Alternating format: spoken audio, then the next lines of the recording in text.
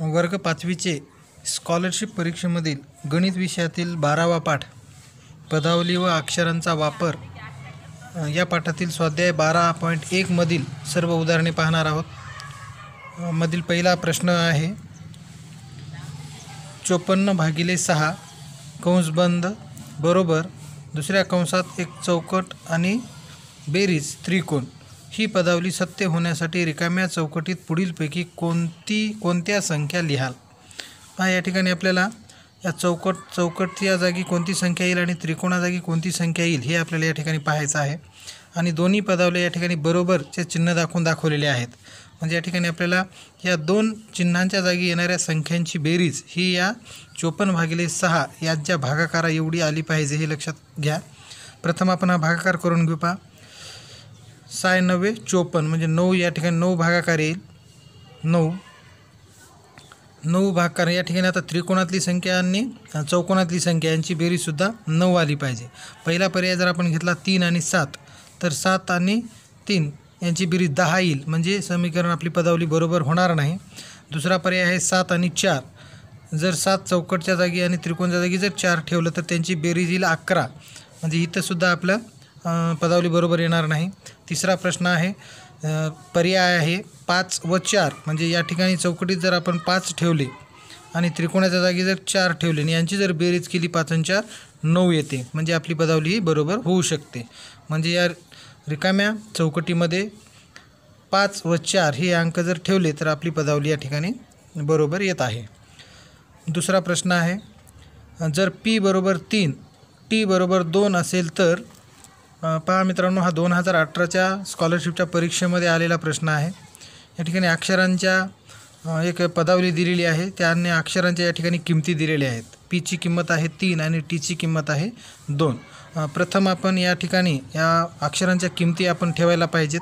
पीची किंमत आहे 3 गुणिले परत पी आहे म्हणजे परत 3 अधिक 2 गुणिले पी आहे पुन्हा पीची किंमत आहे 3 गुणिले टीची किंमत आहे 2 अधिक परत टीची किंमत 2 अधिक परत टीची किंमत 2. या ठिकाणी आपण अक्षरांच्या जागी त्यांच्या दिलेल्या किमती ठेवलेल्या आहेत. आता जर आपण ही पदावली सोडवली तर येणारं उत्तर आपल्याला पटकन सापडू शकेल. पहा मित्रांनो, या ठिकाणी प्रथम आपल्याला गुणाकाराच्या क्रिया करून घ्याव्या लागतील. इथे एक गुणाकार आहे, हा एक आहे आणि परत याच्यासोबत येणारा हा दुसरा गुणाकार आहे. पहा पहिला गुणाकार जर केला तर काय येईल 3 त्रिक 9 अधिक हा दुसरा गुणाकार 2 गुणिले 3 6 गुणिले 2 अधिक 2 अधिक 2. या ठिकाणी पुन्हा एकदा गुणाकाराची क्रिया आपल्याला करावी लागेल. 9 अधिक 6 दुनी 12 अधिक 2 अधिक 2. पहा ही पूर्ण बेरजेची क्रिया आहे. आता 9 12 21 21 आणि 2 23 23 आणि 2 25. म्हणजे ही पूर्ण पदावली सोडवल्यानंतर उत्तर येईल पर्याय क्रमांक 2 25. तिसरा प्रश्न आहे पुढीलपैकी कोणती समानता सत्य आहे. पहा या ठिकाणी 4 समानतेचे उदाहरणं दिलेली आहेत 4 पर्यायामध्ये. याच्यातील एक उदाहरण एक समीकरण हे सत्य आहे, समान आहे आणि दुसरं 3 चुकीचे आहेत. यासाठी आपल्याला सर्व पर्याय या ठिकाणी चेक करावे लागतील. 18 आणि 4 यांची जर बेरीज केली तर 22 येईल आणि 88/4 यांचा जर भागाकार केला आपण तर 4 2 8 4 2 8 तर भागाकार येईल 22. म्हणजे या ठिकाणी पहिलाच पर्यायामधील जी समानता आहे ती सत्य आहे. 22 बरोबर 22 म्हणजे ह्याचं उत्तर येईल पर्याय क्रमांक 1. आपण एक उदाहरण करून पाहू पुढचं. पहा 21 गुणिले 3 आहे. 21 गुणिले 3 21 त्रिक 63 बरोबर 9 गुणिले 6 9 सक्के 54. पहा या ठिकाणी 63 आणि 54 आलेलं आहे. म्हणजे ही समानता सत्य नाही. अशाच पद्धतीने ह्या तिन्ही ह्या चुकीच्या आहेत आणि पर्याय क्रमांक 1 मधली समानता मात्र या ठिकाणी बरोबर येत आहे. चौथा प्रश्न पुढील पदावल्यांच्या जोडीतील योग्य क्रमसंबंध दाखवण्यासाठी चौकटीत कोणते चिन्ह लिहाल. पहा या ठिकाणी चौकट दिलेली आहे. जर ही पदावली समान असेल तर समानतेचं चिन्ह येईल. जर ज्यापेक्षा मोठी असेल पहिली तर पहिलं येईल, ज्यापेक्षा लहान चिन्ह असेल तर दुसरे येईल. आपण चेक करू. या ठिकाणी पदावली सोडू. 80/5 जर केला आपण तर याचा भागाकार या ठिकाणी 5 1 5 5 सक 30 म्हणजे 16 येईल. आणि 10 गुणिले 3 यांचा जर गुणाकार केला तर 10 गुणिले 3 10 त्रिक 30 येईल. म्हणजे या ठिकाणी पहिल्या पदावलीपेक्षा दुसरी पदावली मोठी आहे. म्हणजे या ठिकाणी च्यापेक्षा मोठी म्हणजे पर्याय क्रमांक 2 हे उत्तर येईल, हे चिन्ह येईल. च्यापेक्षा मोठी चिन्ह येईल. 5वा प्रश्न, 33 अधिक 22 भागिले 11 या पदावलीचे उत्तर पुढीलपैकी कोणत्या पदावलीच्या उत्तराशी जुळेल? या पदावलीचं आपण उत्तर काढू आधी आणि तेवढं उत्तर कोणत्या पर्यायामधील पदावलीचं येईल हे आपण पाहू. पहा, प्रथम आपल्याला भागाकाराची क्रिया करावी लागेल. 22 गुणिले 11 11 दुने 22 2 भागाकार येईल आणि 33 अधिक 2 म्हणजे या ठिकाणी या पदावलीचं उत्तर येईल 35. पदावलीचं उत्तर येईल 35 येईल. आता 35 उत्तर येणारी पदावली कोणती आहे हे आपल्याला पर्यायामध्ये शोधायचं आहे. पहा, पहिल्या पर्यायाचा जर आपण विचार केला तर 33 भागिले 11 अधिक 28 म्हणजे प्रथम जर भागाकाराची क्रिया केली 11 त्रिक 33 3 उत्तर येईल आणि 3 अधिक 28 यांची बेरीज येईल 31 येईल. दुसरा आहे 11 गुणिले 6 11 सके 66 येईल. तिसरी पदावली आहे, या ठिकाणी गुणाकार आधी करावा लागेल आपल्याला. 2 1 2 33 आणि 2 35 होतील. या ठिकाणी 6 पंचे 30 आणि 30 पाचा 150 येईल. म्हणजे या ठिकाणी पर्याय क्रमांक 3 मधील जी पदावली आहे ती प्रश्नातील पदावलीच्या उत्तराशी बरोबर जुळणारी आहे. 6वा प्रश्न, पदावल्यांच्या जोड्यांतील चौकटीत पुढीलपैकी कोणती संख्या योग्य ठरेल? तर या ठिकाणी 2 पदावल्या दिलेल्या आहेत आणि याची चिन्ह दिलेलं आहे च्यापेक्षा मोठी. पाहू, पहिली 12 गुणिले 2 12 दुने 24 म्हणजेच या ठिकाणी आपल्याला दुसऱ्या पदावलीमधलं जे उत्तर येणार आहे, बेरीज येणार आहे ती 24पेक्षा मोठी पाहिजे. 24पेक्षा मोठी, कारण या ठिकाणी च्यापेक्षा मोठी चिन्ह हे वापरलेलं आहे म्हणून. पहा, 16मध्ये जर 8 मिळवले तर 24 येतील आणि जर 8 मिळवलं तर हे पदावली ह्या समतुल्य होतील. म्हणून आपण 8 हे पर्याय येणार नाही, म्हणजे 8 येणार नाही. त्यानंतर 9, 16मध्ये जर आपण 9 मिळवले तर पहा या ठिकाणी 25 होतील. इथं 9 जर ठेवले तर 25 होतील आणि 24पेक्षा हे 25 मोठे आहेत. म्हणजे हे चिन्ह जे आहे च्यापेक्षा 24पेक्षा मोठे हे चिन्ह या ठिकाणी योग्य ठरेल. म्हणजे पर्याय क्रमांक 2 हे या प्रश्नाचे उत्तर असेल. कोणत्याही संख्येला 1ने भागले असता येणारा भागाकार त्या संख्ये एवढा असतो, हा गुणधर्म अक्षरांचा वापर करून कसा लिहाल? पहा, कोणत्याही संख्येला जर 1 भागलं तर भागाकार ही तीच संख्या येते. पहा, पहिल्या पर्यायामध्ये काय दिले, n भागिले n.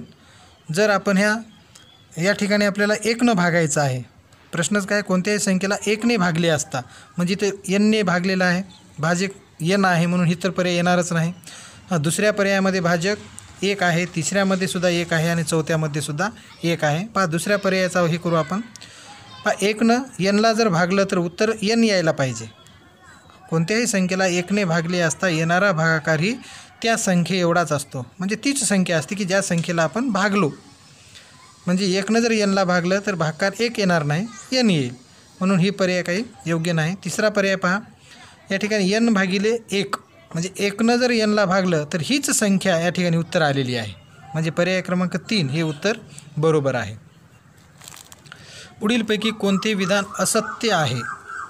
म्हणजे ज्या 4पैकी 3 उदाहरणं हे सत्य आहेत आणि 1 उदाहरण असत्य आहे ते आपल्याला शोधायचं आहे. पहा, या ठिकाणी 4ही पदावली या ठिकाणी समानतेचं चिन्ह दाखवलेले आहेत. आपण इथून सोडून पाहू. 24 अधिक 3 23 अधिक 3 27 होतात आणि 4 अधिक 23 या ठिकाणी 27च होतात. म्हणजे हे विधान सत्य आहे. आपल्याला असत्य विधान शोधायचं आहे. हे विधान सत्य आहे. दुसरा पर्याय पाहू. 9 गुणिले 7 9 7 63 आणि 21 गुणिले 3 21 त्रिक 63 होतात. म्हणजे हे सुद्धा दुसरं विधानसुद्धा हे सत्यच आहे. तिसरे विधान पहा. 25 वजा 9 25मधून जर 9 वजा केले तर या ठिकाणी किती शिल्लक राहतील? 16 राहतील. बरोबर 48 भागिले 3 48ला जर 3 आपण भागलं तर पहा 3 1 3 1 उरला 18 होतील, 3 संग 18, म्हणजे हे सुद्धा विधान या ठिकाणी सत्य आहे.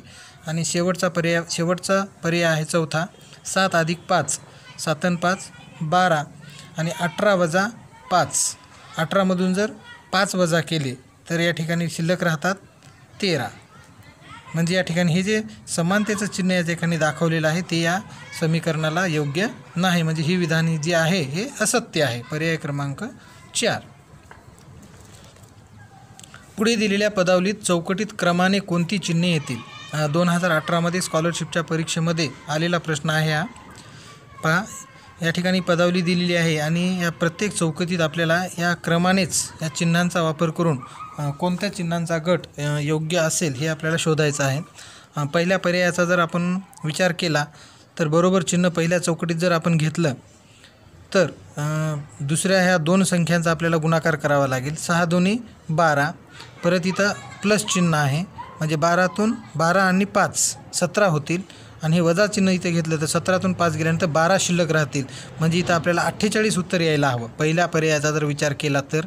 त्यामुळं पहिल्या पर्यायातील चिन्हांचा वापर हा काही योग्य ठरणार नाही क्रम. दुसरा पर्याय पहा, पहिल्या चौकटीत आहे भागिले, दुसऱ्यात अधिक, तिसऱ्यात वजा आणि मग बरोबर. पहा या ठिकाणी येते का पाहू आपण. 48 भागिले हे 6 प्लस 2 पुन्हा वजा 5 बरोबर चिन्ह 5, म्हणजे या पदावलीचं उत्तर हे 5 यायला हवं या चिन्हांच्या क्रमानुसार.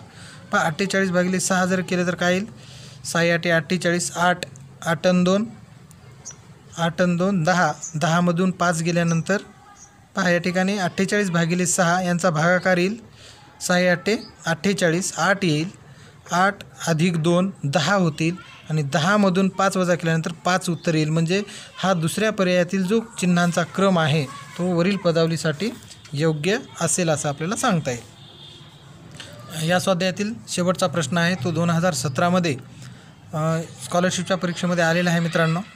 पहा, समीकरण आहे b गुणिले 1/8 बरोबर 8 उत्तर आलं पाहिजे, तर बीची किंमत किती असेल? बीची किंमत पहा, आपण पर्यायाचा वापर करू. जर आपण पहिल्या पर्यायाचा जरा विचार केला 1, तर या ठिकाणी जर 1 घेतला आपण तर 1 गुणिले 1/8 याचं उत्तर किती येतं पाहू. एकाएकी 1 येईल, 1/8 म्हणजे 8 उत्तर काही याचं येणार नाही, 1/8 उत्तर येईल, म्हणून 1 पर्याय काही येणार नाही बीची किंमत. 16 जर बीची किंमत धरली आपण तर पहा 16 1 16 भागिले 8 म्हणजे ह्याचं उत्तर येईल 2. आपल्याला उत्तर हवं आहे 8, म्हणजे 16 ही सुद्धा संख्या येणार नाही.